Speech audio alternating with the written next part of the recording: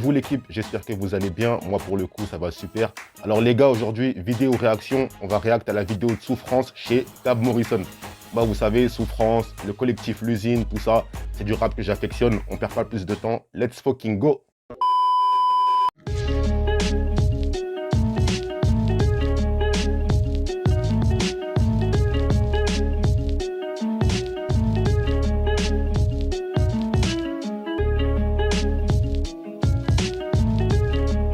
Salut tout le monde, c'est Gab Morrison. Aujourd'hui, je suis avec mon gars Souffrance. Ça dit quoi, frérot? Bienvenue à Montreuil avec Souffrance. Merci bienvenue bien. Gab d'être venu ici, ça fait plaisir.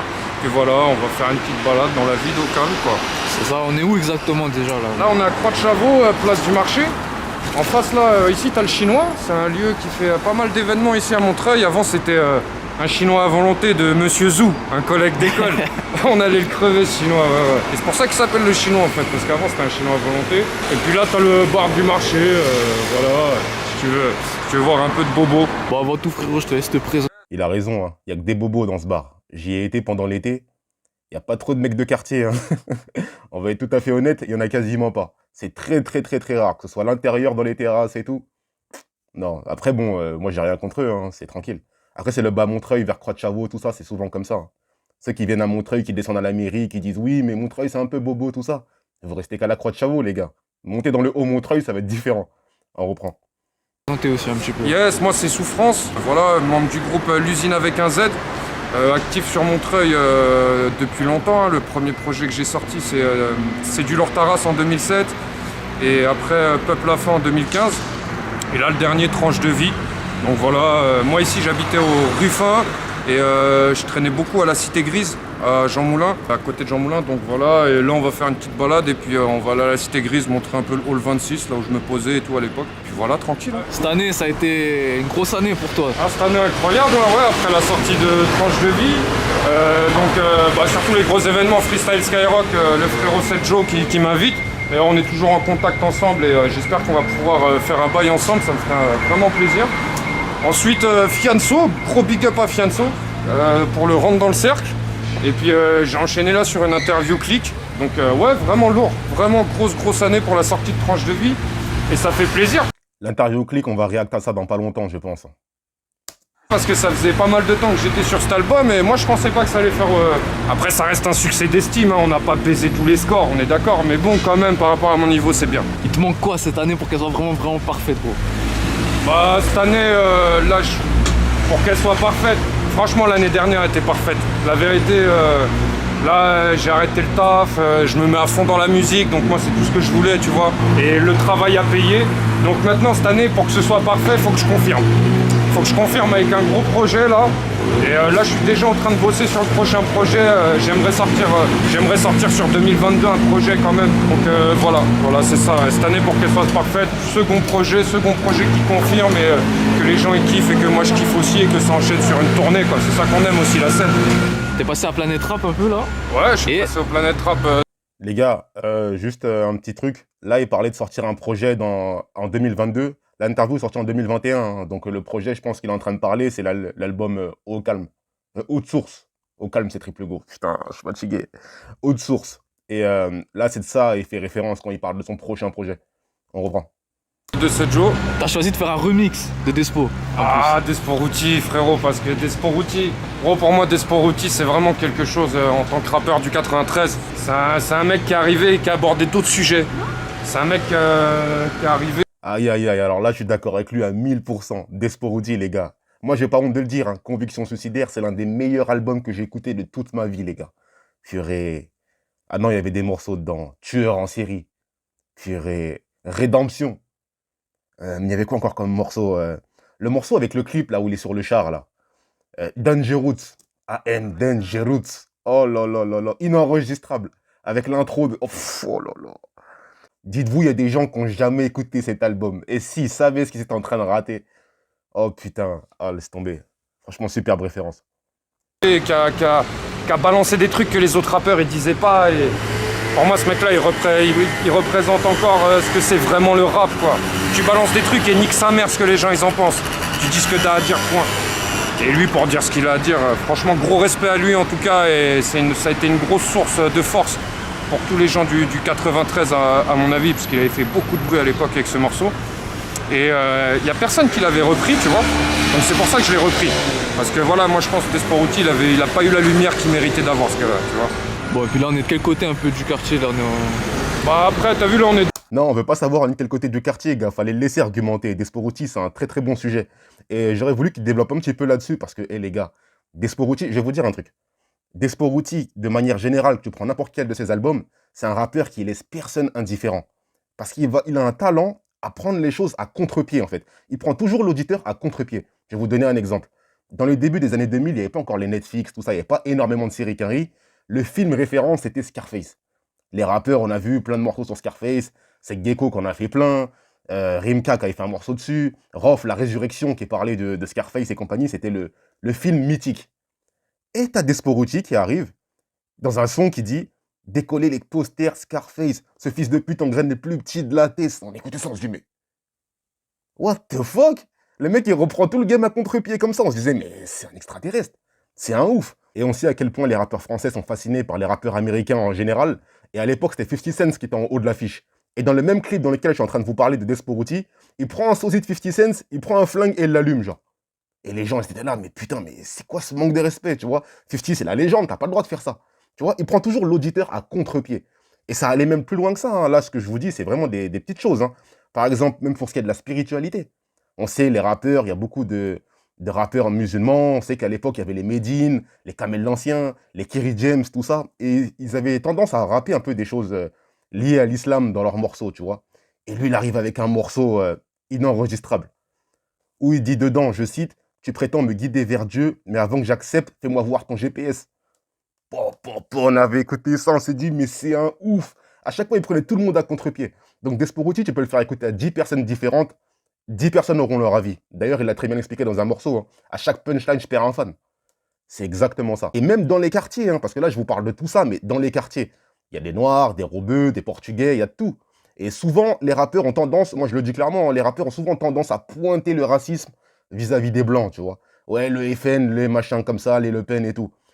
Lui, il est arrivé avec le morceau Œil au beurre noir, featuring Nesbill, où il parle du racisme entre Maghrébins et Renois, du racisme qui existe. Les gens, ils étaient chauds d'entendre ça. Ils étaient choqués d'entendre Nesbill dire des termes et tout, et que Desporuti parlait, il prenait la place du Renoir et Nesbill la place du Rebeu. Oh là là, c'était... Il parlait de vrais sujets, les gars.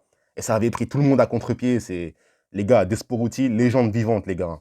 La souffrance, c'est ta faute, hein. Tu m'as enclenché sur ça, là. Bon, vas-y, les gars, on enchaîne.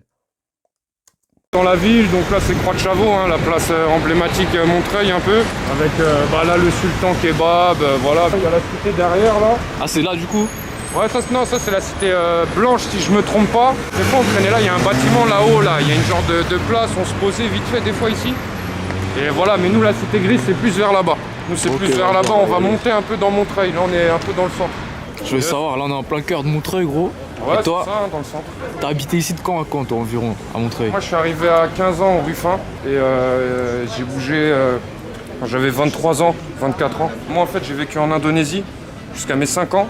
Je suis arrivé en France à 5 ans. Et là j'ai fait un peu pas mal de villes dans le 93. Je suis arrivé à Aulnay-sous-Bois au 1000. Ensuite je suis allé à Aubervilliers au 42 rue Daniel Casanova. Je suis allé à Saint-Denis dans un délire, c'était une baraque, dans une zone pavillonnaire.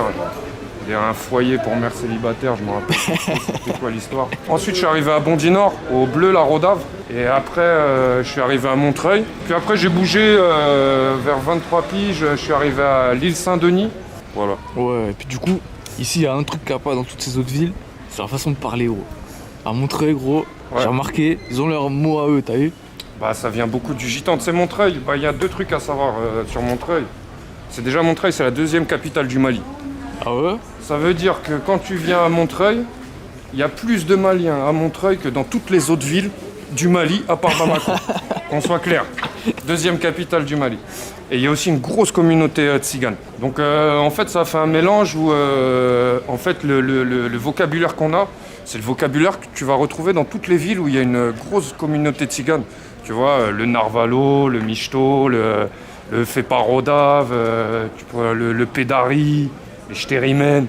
Voilà, après, on l'a modifié, c'est pas forcément avec l'accent gitan qu'on le dit nous. Mais en tout cas, ça vient de là, ça vient de là vraiment le parler. Ouais, on a parlé un peu de tout là où t'as été. Pour ceux qui n'ont pas vu ma vidéo sur le reportage de Montreuil, c'est ça justement que je suis en train d'expliquer dans le reportage. Notre façon de parler, c'est pas tout le monde qui parle comme ça. Je vous invite à aller voir la vidéo si vous ne l'avez pas vue. Et tout, mais Ouais. vraiment, quand t'as commencé le rap, t'étais où toi? T'étais dans quelle ville, gros? Bah, le premier texte que j'ai fait, je l'ai fait à Bondy. Ouais. Et j'avais entre 8 et 10 ans. Ah oui, quand même. Ouais, voilà, tu vois, ça datait. Mais c'est Montreuil. Quand je suis arrivé à Montreuil, ça avait rien à voir, frère. Montreuil, tout le monde rappait de ouf. Là, le tas de monde qui rappait, c'est ici où, quand je suis allé au Café La Pêche, là, bah, j'en parle tout le temps du Café La Pêche parce que c'est là-bas qu'on a fait nos armes au niveau artistique, tu vois. Ça rappait de ouf dans les studios et c'est ici que j'ai fait mon expérience rap. Puis du coup, tu fais partie d'un groupe, c'est l'usine. Ouais, l'usine avec un Z. Ça a commencé quand, du coup, ça? Alors l'usine, ça a commencé très jeune, on s'est tous croisés au Hall 26, vers là où on se dirige, c'était Grise. Et on a commencé ça vers 16-17 ans, tu vois, avec Tony Toxic qui à l'époque il faisait des grosses mixtapes, le 20h. Il avait fait une grosse mixtape le 20h où il avait déjà réuni, il devait avoir, je sais pas moi, 15 ans, 16 ans, il avait réuni tous les rappeurs de Montreuil à l'époque. Il avait réuni tous les rappeurs de Montreuil à l'époque. C'est là-bas que j'ai rencontré Senza, et puis dans le groupe il y a un gars de Romainville aussi, Tony Olvaquesso, qu'on a rencontré plus tard après le déménagement de Tony, tu vois. Voilà un peu pour le groupe, et on est actifs nous depuis 2005. 2005 on bosse ensemble, on fait des bails quoi, tu vois. Yo gars, bon là on est arrivé à Jean Moulin, on se rapproche petit à petit de la Cité Grise, et là t'as badage. Depuis ici on allait tous chercher des cachères pas chères, 2 € le sandwich. Ce chemin-là, il vous dit rien? Cette allée-là, là, pour ceux qui ne sont pas de Montreuil, ça vous dit pas quelque chose? Ça vous rappelle pas un clip?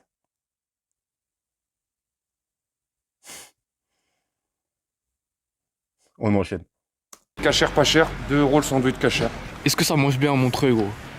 Ah Montreuil ça mange très bien frérot. Ouais. Ah ça mange très bien.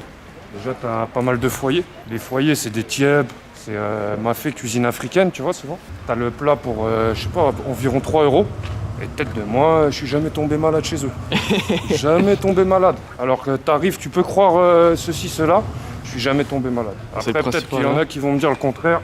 Moi je te parle de mon expérience. Sinon après ouais, beaucoup de restauration du monde entier.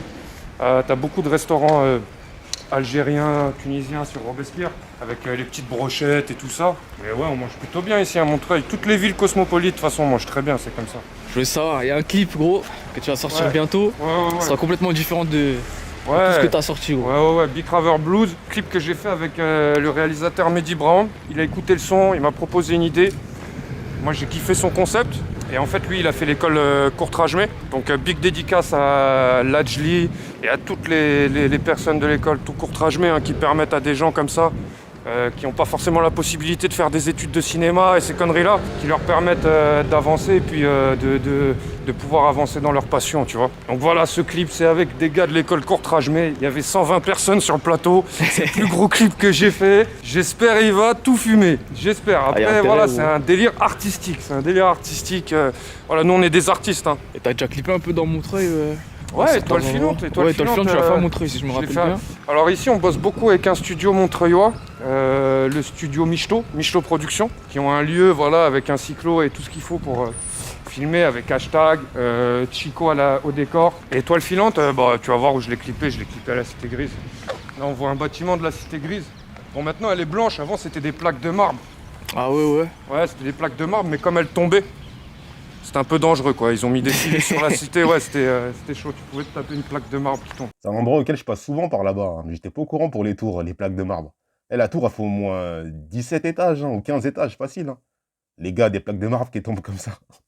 Miskin. Franchement, les gars, on est délaissés dans le bas Montreuil, tout ça, on est délaissés. Ils s'en battent les couilles.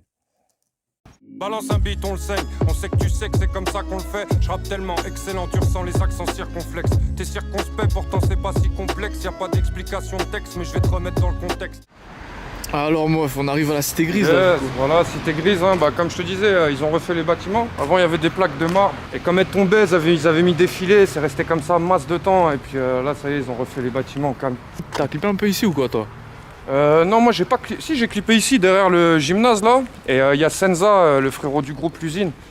Il a clippé sur les petits ici, dans la cité. Et il a clippé aussi Trou Noir dans un gant blanc sur le banc devant la cité. C'est là où on se posait. Ok, Et ok, voilà, ok. c'est en référence à mort, paix à son âme. Voilà, il s'est passé ce qui s'est passé sur ce banc. On n'a pas parlé du classique organisé encore. Yes, classique organisé, hein, gros big Mais up. t'es dessus, toi, t'es dessus. Au J, ouais, je suis dessus sur le Saumur, faut qu'on s'en aille. Avec voilà, pas mal de monde, hein, gros big up à tous les refrains qui sont sur le Saumur. Je vais pas les citer de beurre d'en oublier. Mais gros big up à tout le monde et c'est un gros morceau, je suis très content là, franchement. Et ce que je voulais savoir, c'est est-ce que participer à ça, ça t'a permis de te mettre en connexion avec d'autres artistes qui étaient sur le projet aussi? Bah, Faire écoute, des nouvelles connaissances un peu, tu vois. Après ouais, on est en connexion par le groupe WhatsApp. Après pour le moment, moi comme je suis dans mes bails et voilà, j'ai pas forcément travaillé beaucoup sur les connexions, mais en tout cas on s'envoie des messages et tout. Ouais, il n'y a pas de galère, hein. S'il y a un truc à faire, à mon avis, ça ira beaucoup plus vite que sans ce qu'il a fait le J. Gros, ce bâtiment, il a une histoire, c'est pas... Il est spécial pour toi, il est spécial ici. Ouais, c'est spécial ici, c'est le Hall 26. Donc voilà, hein, ça Hall 26, qui est le nom de son label, hein, d'ailleurs. Hall 26. bah tiens, t'as encore le marbre. Sur la cité, c'était du marbre comme ça avant. Ah ouais. Ouais, sur le mur. Non, on peut plus rentrer. Je vais pas refaire comme à l'ancienne. Hein. On a vieilli, tranquille. Donc ouais, c'est ici qu'on se posait avec les frérots. C'est ici que j'ai rencontré Tony Toxic. C'est ici que j'ai rencontré Senza. C'est ici qu'on a fait les premiers bails. C'est ici qu'on se posait tous les jours. Voilà, Hall 26, et donc c'est le nom de mon label. Aujourd'hui, créé bien sûr avec les frérots de l'usine, hein, qui sont toujours présents. Donc voilà, et là c'est la cité, donc il y a le 26 ici, il y a le 22, le 24. Les gars, par contre, on n'en parle pas assez du vivier de rappeurs qu'il y a à Jean Moulin. Parce que Jean Moulin, c'est un quartier, les gars, mais... Il y a beaucoup de rappeurs qui viennent de cet endroit-là. Ouais, Renoir, Tony Toxic, Souffrance, Senza, Prince Wally. C'est une dinguerie d'avoir tous ces rappeurs dans le même quartier. Niveau collaboration, il n'y a quasi pas trop de collab. C'est dommage, hein. Franchement, c'est dommage de ouf. Hein. Qui aurait pas kiffé un morceau Ouais Renoir, Prince Wally, Souffrance? Ouais Renoir, Senza, Prince Wally. Et les morceaux qu'on aurait eu, les gars, ça aurait été un truc de fou. C'est dommage que du même quartier, il n'y a pas assez de collaboration. Enfin, je dis Jean Moulin, dans le rap de Montreuil en général, les gars. Tu vois, que ce soit même dans d'autres quartiers, que ce soit même au Bel Air, tu vois. Un morceau VVES, Le Seum, Triple Go, tu vois. Ça aurait été un délire, tu vois. Un refrain de Triple Go, un couplet de VVES, un couplet de Le Seum, tu vois. Tu fais un morceau comme ça, mais c'est une dinguerie à écouter. Mais bon... 22, 24, 26, 28 bâtiments. Bon, sinon, sur la nouvelle génération de rappeurs à Montreuil, t'es un peu en contact avec certains, il y en a que t'as repéré un peu, c'est comment? Moi j'ai vu... Alors il y en a pas mal, moi, dernièrement, là, j'ai croisé VVES. Vraiment bon gars, allez le suivre. Hein. Franchement, lourd ce qu'il fait. Il y a aussi au Bel Air, il y a Triple Go. Triple Go qui font des bails, ça fait longtemps, ils sont sur le terrain quand même. Après, t'as le Prince Wally. Frère d'Ibrahim, un frérot à moi, dont j'ai entendu parler, je les connais pas personnellement. Il y a le club qui font des bails. Là-haut, t'as le Seum au Bel Air. Et voilà, hein, peut-être j'en oublie sûrement, hein, qui me sont pas venus en tête là. Mais il y a quand même pas mal de rappeurs et pas mal de talents à Montreuil. Bon, la question que je me posais, gros, c'est pourquoi t'as choisi Le club. Eh, mais ils sont passés où? Le club, les gars. Putain, les mecs, ils avaient tout niqué. Ils avaient des morceaux à 3 millions de vues et tout. Ils avaient fait des interviews chez Au Calme. Oh là là, le club. Ils ont disparu. En plus, je crois qu'ils ont eu des singles d'or et tout. Plus rien. Du jour au lendemain, plus rien. C'est dommage pour eux quand même. C'est dommage de ouf. Je les avais carrément oubliés, les gars. J'en ai jamais parlé dans mes vidéos parce que ça m'est sorti de la tête, les gars. On les voit plus. Putain. Je vais me renseigner après la vidéo s'il y a un truc à voir.